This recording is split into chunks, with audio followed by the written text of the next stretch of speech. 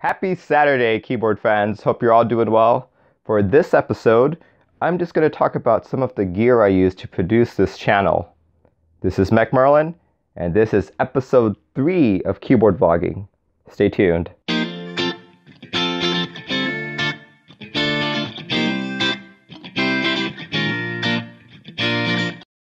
As I've said in previous videos, this channel was not exactly a goal, it just kind of happened.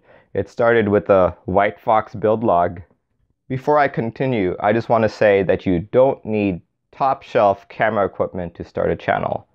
For example, Kiro-san22, all he had was a Nokia camera phone and a webcam, but yet he has over 7,000 subscribers and thousands of views per channel. It also doesn't hurt if you have a nice voice. The Owl and the Pussycat by Edward Lear. The owl and the pussycat went to sea in a beautiful pea-green boat.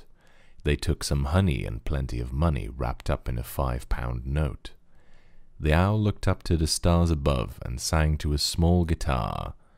"O lovely pussy, O pussy my love, what a beautiful pussy you are, what a beautiful pussy you are." Thanks a lot, Kiro-san, for that interesting poem. Anyway, you guys should definitely check him out. He does lots of vintage keyboard reviews, and he's got lots of them. Check him out if you guys have time. We're going to talk about the 2 cameras that I use for this channel. The first one is the Sony A6000, which I'm using right now, actually. The whole story behind this was that my wife wanted to start a fashion blog, and I told her, hey, we should actually get a real camera so we're not just using an iPhone to take your photos. So I went over to Best Buy and I found this, a Sony A6000 as an open box special. You don't know you're going to get into photography, so you just go for something that's decent, something not so cheap, but still fairly affordable. I really like this camera because it's got a flip-up screen so I can see myself when I'm talking. So I use the A6000 for most of my quick work. It only shoots in 1080p, so less processing time. Fast forward a couple months, I realized that this camera, this A6000, is not for me. I like the flip-up screen, but to take good photographs, it just wasn't cutting it. I'm not saying that you need a really good camera to take good photographs, but you'll see in a moment. So I decided to buy a Sony A6300. The reason why, like the main reason why I bought this camera was that it shoots in 4K and it's got a digital viewfinder right here. So the A6000 has no viewfinder whatsoever. So when it's really sunny outside, you can barely see the photo because all you have is this LCD. Like even if you turn it to sunny settings, you can still barely see it. I really got into manual lenses. When you don't have a viewfinder, it is so hard to manually focus. Other thing I like about the A6300 is that it's got a magnesium alloy body, so that makes it a little bit more weather resistant. And when you live in Seattle and it rains 24/7, you know, it's definitely a boon to have. I was actually planning on selling this camera when I got the A6300, but I really like the viewfinder and I really wish the 6300 had it too. So I keep this camera around and I've started using it for these Saturday videos, all 3 of them.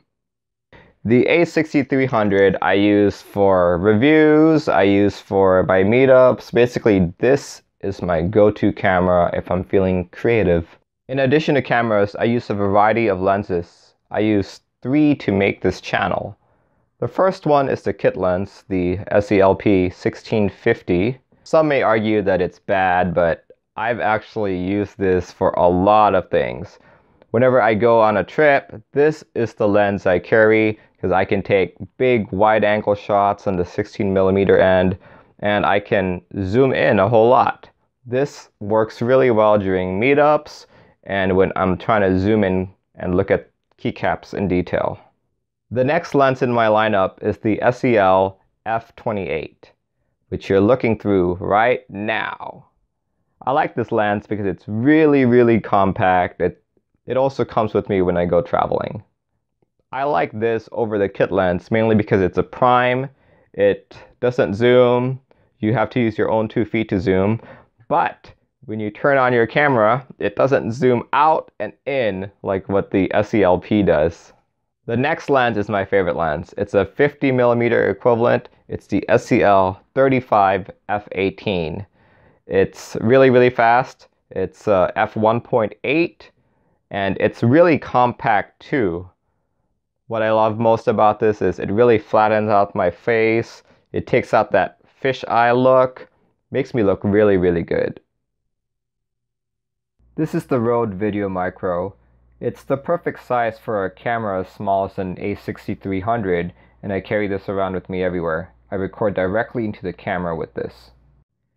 This is the dead cat. It muffles out wind noise.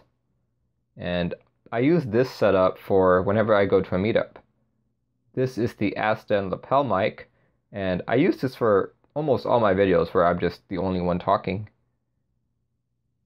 Using the lapel mic, I record directly into a Galaxy S5 using the Titanium Recorder app.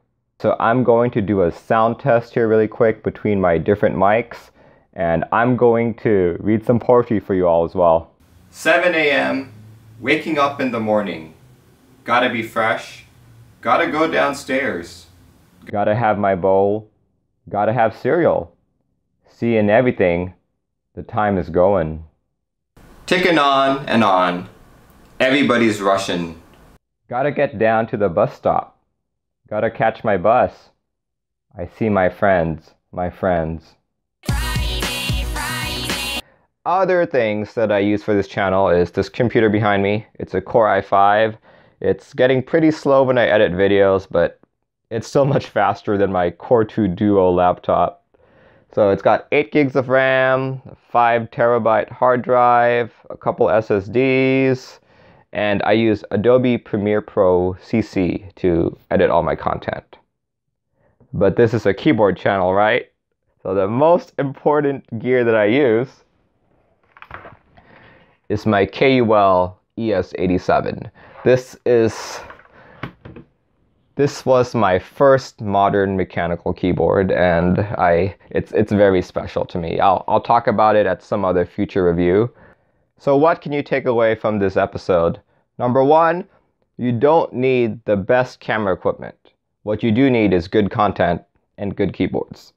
Number two, gear is expensive. Spend your money on keyboards.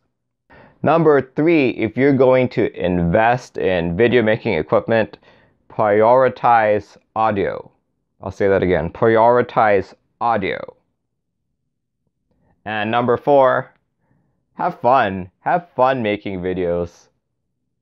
That is all for McMurlin's 2017 gear walkthrough. If you have any other questions, make sure you comment down below and smash that like button. And if you haven't subscribed, hit that subscribe button. See you all next time.